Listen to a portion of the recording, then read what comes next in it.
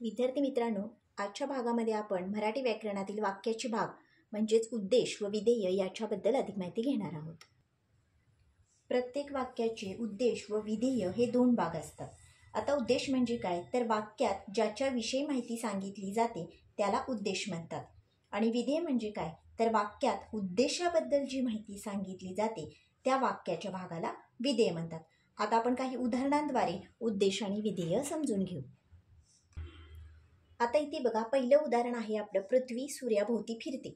तर आधी आपल्याला वाक्यातील उद्देश शोधून काढायचा आहे। तर आपण त्या वाक्याला कोणाबद्दल बोलतो असा प्रश्न विचारायचा, आणि विधेय शोधून काढायचं असेल तर काय बोलतो असा हा प्रश्न विचारायचा। आता पहिलं उदाहरण आहे ते म्हणजे पृथ्वी सूर्याभोवती फिरते। आता याला मी प्रश्न विचारल्यास कोणाबद्दल बोलतो आहे, तर इथे आपल्याला सूर्याबद्दल बोलतोय असे समजते। पृथ्वीबद्दल बोलतो आहे असे समजते।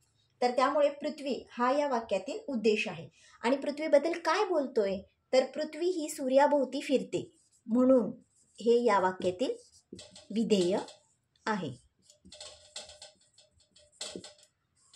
आता पुढचे उदाहरण घ्या, सशाचे कान लांब असतात।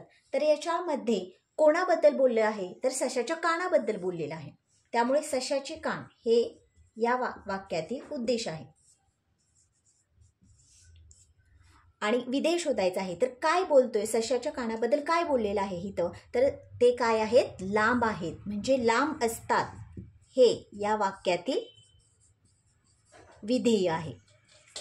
तर उद्देश आणि विधेय हे समजून घेण्यासाठी आपल्याला कोणाबद्दल बोलतो, उद्देश शोधायचा असेल तर कोणाबद्दल बोलतो असा प्रश्न त्या वाक्याला करायचा, आणि विधेय शोधायचा असेल तर काय बोलतो असा प्रश्न त्या वाक्याला केल्यानंतर आपल्याला उद्देश आणि विधेय सहजपणे मिळू शकते। व्हिडिओ आवडत असल्यास लाईक करा, शेअर करा आणि आपल्या चॅनलला फॉलो करा।